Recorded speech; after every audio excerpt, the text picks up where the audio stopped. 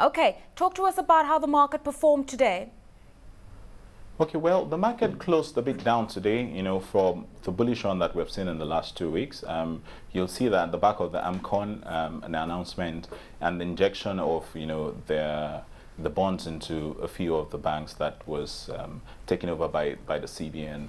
A lot of improvement that happened in the last 2 weeks, like the highest that we have seen in the last 8 to 9 months. But now you can see now that as at today, the market went a bit down because, in my opinion, what has happened is that the institutional investor, the international institutional investors that have been buying, I've looked at their valuations, and I think that, they're slowing down, they're pressing the brakes on the investments in the Nigerian capital market for now. Okay, you mentioned the banks, Kayode, and in recent days, this is what we've seen.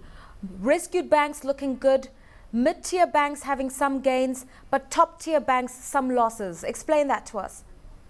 Well, if you look at the first-tier banks, for example, in Nigeria, a few of them have been acquired not acquired, but they had been taken over by the CBN, to restructure it basically. You see that most of the banks are trading between 10 and 15% above their book value.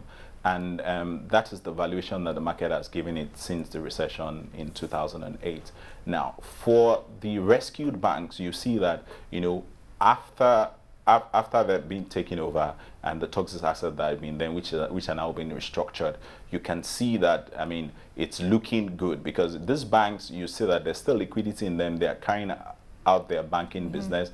Is just the toxic asset, and you see that these toxic assets are gradually moving to AMCON. So they are the beautiful bride for now.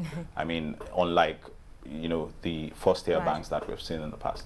News that's out is the acquisition by the Helios Investment Group, the private equity company, getting a majority stake in InterSwitch, which provides some ICT business solutions for the banks. Has that had any impact on either banking stocks or just raising interest in ICT in general?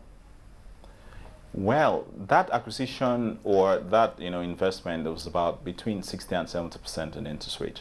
It's a welcome development. I don't think that it has any impact on the banking stock for now. It should not, because InterSwitch is a private company in Nigeria. But the impact in terms, and that acquisition is actually an offer for sale. It's not an injection of fresh capital into the company. But you'll know that InterSwitch, carries, the back of the ICT infrastructure in the banking industry. They prefer the basic, platform, the switching platform for the ATM operations in Nigeria, basically them. And they have gone into expansion into East and West Africa. I think they did an acquisition somewhere in Uganda, and you know that Helios, that did the investment in InterSwitch, also bought into a bank in Kenya. I think that is Equity Bank. So I think they can see the synergy that they can pull together, and they can see the kind of expansion that InterSwitch is doing across the African continent as a whole. So I think that is the reason for that. I think also that it was not only Helios that was called into that deal. A couple of private equity firms were called into it, but I think the preferred person for that deal was Helios Capital.